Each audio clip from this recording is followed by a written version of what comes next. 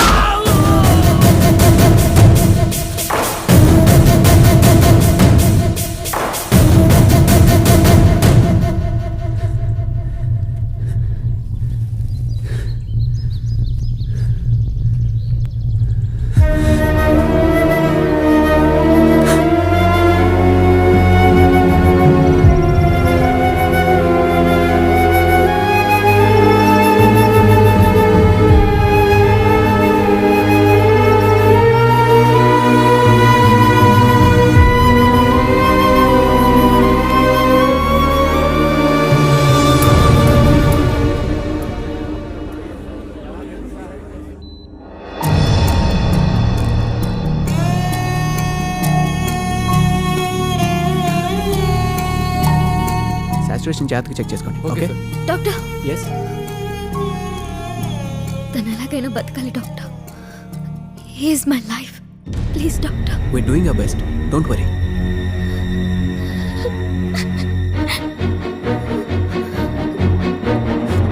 తను లేకుండా బతకలేనమ్మా. తను నాకు కావాలమ్మా. ఏంటి చారు, అతను నీకు ముందే తెలుసా? తెలుసు, హైదరాబాద్లోనే పరిచయం. ఒకరంటే ఒకరికి ప్రాణం కూడా. కానీ తర్వాత మన ఊరు నుంచి వెళ్ళిపోయిన రవికాంత్ గారి అబ్బాయిని తెలిసి దూరంగా పెట్టాను. నాకు తెలియకుండా ఈ ఊరు వచ్చాడమ్మా. తనని ఇక్కడ చూసి నా కోసమే వచ్చాడనుకుని ఇంకా దూరంగా పెట్టాను. కానీ తనకి నాకన్నా ఈ ఊరే ఎక్కువ అమ్మా. మంచోడు నాన్న, నీకన్నా నాకన్నా ఈ ఊరు కన్నా మంచోడు.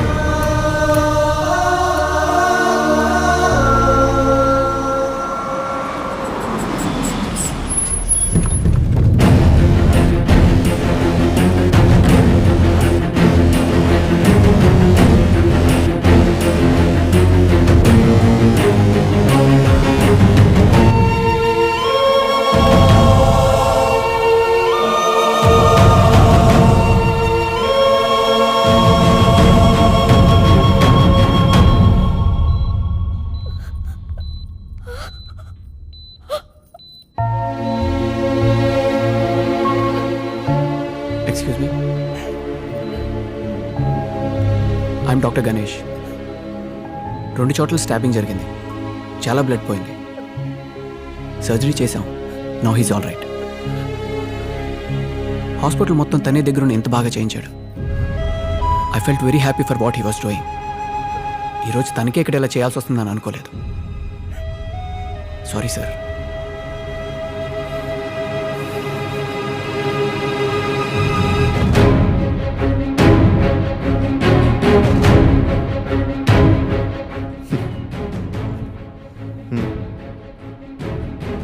ఊరు మారలా, మీరు మారలా. బతుకుతున్నారు, బతికేయండి. ఒక్క కొడుకురా, ఒక్కగానొక్క అన్ని బతకనివ్వండిరా. అరే ఏముందిరా ఈ ఊర్లో? మన నేల, మన ఊరు, బతికేయాలి అంతే. బతకండి. 2 పూట్ల 4 ఏళ్ళు నోట్లోకి వెళ్తున్నాయంట్రా. ఆడ వెళ్ళిపోతే మీరందరూ ఏమైపోతారేనా? జీవితాంతం మీరందరూ బతికినంత కాలం నేను పోషిస్తారా అందరినీ? నా కొడుకు ఎవరు అయితే రే ఒక్క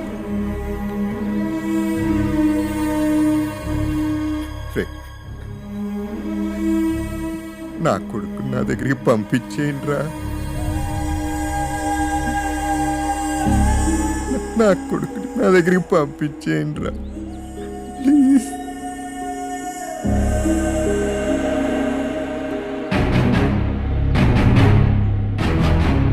నీ వల్ల ఆడి ఊరు వచ్చాడంట. నువ్వంటే చాలా ఇష్టం విన్నాను.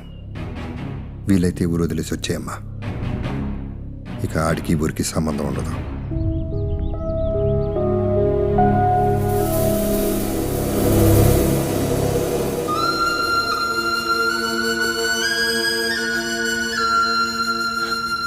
నాకేం కాలేదమ్మా, చిన్న దెబ్బ అంతే.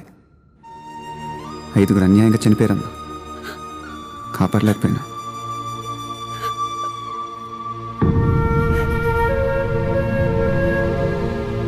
వెళ్ళొచ్చుగా డాక్టర్, చాలా పనులున్నాయి. వద్దు బాబు, జరిగింది చాలు. దయచేసి నువ్వు ఇక్కడి నుంచి వెళ్ళిపో. నువ్వు రాకముందు ఈ ఊళ్ళో చాలా బాగా బ్రతకలేదేమో కానీ బ్రతికే ఉన్నావు. ఇంత జరిగిన తర్వాత అసలు బ్రతికుంటామా లేదా అని భయమేస్తుంది. దయచేసి నువ్వు వెంటనే ఇక్కడి నుంచి వెళ్ళిపో. వెళ్ళిపో హర్ష, మమ్మల్ని ఈ ఊరిని ఇలా బతకనివ్వు ప్లీజ్ హర్ష.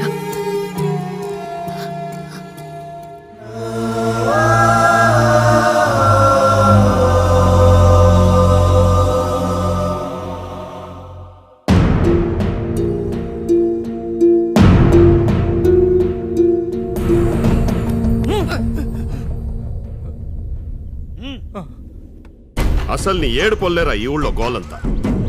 ముందు నీ పొలం అప్పు చెప్పి ఈ ఊరు వదిలి వెళ్ళిపోతే అంత సాఫీగా జరిగిపోద్ది. ఆ పొలాన్ని నమ్ముకునే మేమంతా బతుకుతున్నాం బాబు. రేయ్,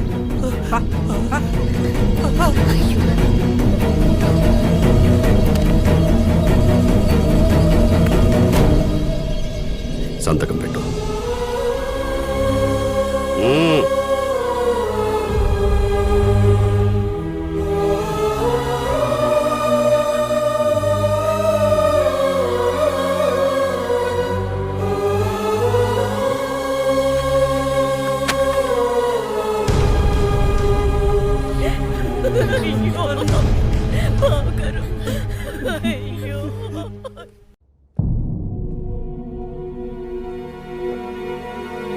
హర్ష,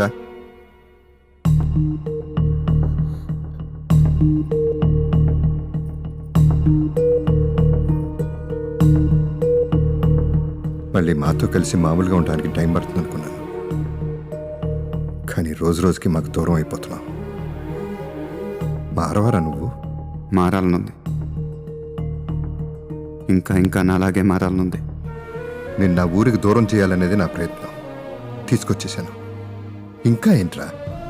ఊరి నుంచి నన్ను తీసుకొచ్చేశారు, కానీ నాలోంచి ఊరిని తీయలేకపోతున్నారు. ఏముందిరా ఊర్లో? ఆ? మీ అమ్మా నాన్న ఇక్కడే ఉన్నారు, ఇల్లు ఇక్కడే ఉంది, కుటుంబం ఇక్కడే ఉంది, అన్నీ ఇక్కడే ఉన్నాయి. కానీ ప్రాణం అక్కడే ఉంది. సూటు బూటు వేసుకొని జీవోత్సవంలాగా ఇంట్లో తిరుగుతున్నానే కానీ నేను ఇక లేనండి. ఇది మాత్రమే నా కుటుంబం ఎప్పుడు అనిపించలేదు. సాటి మనిషి ఎవడు కష్టంలో ఉన్నా నా కుటుంబమే కదా అనిపిస్తుంది. Sorry to say this. 25 ఏళ్ల క్రితం ఎదగటం అంటే మనం ఒక్కలమే కాదు, మన చుట్టూ ఉండేవాళ్ళు కూడా ఎదగాలని చెప్పారంట. వినటానికి ఎంత గొప్పగా ఉందండి. చేసి చూస్తే ఇంకెంత గొప్పగా ఉంటుందో.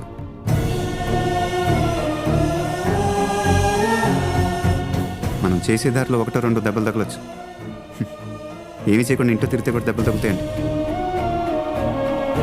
ఊరొక్క మాట నోరు జారిందని కోపంతో ఊరు వదిలేసి వచ్చారు. కానీ వాళ్ళు మాత్రం మా ఊరు రవి గొప్పడేయడం మనకన్నా గర్వంగా ఫీల్ అవుతున్నారు. They are also family.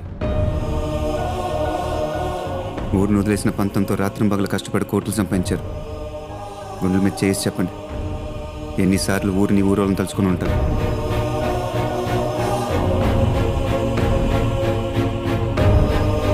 పాతిక 1,000 కోట్లు సంపాదించారు. ఇప్పుడు నేను దాన్ని 50,000 కోట్లు చేయాలి. చేయలేనండి. పైగా మీరు ఇచ్చిందంతా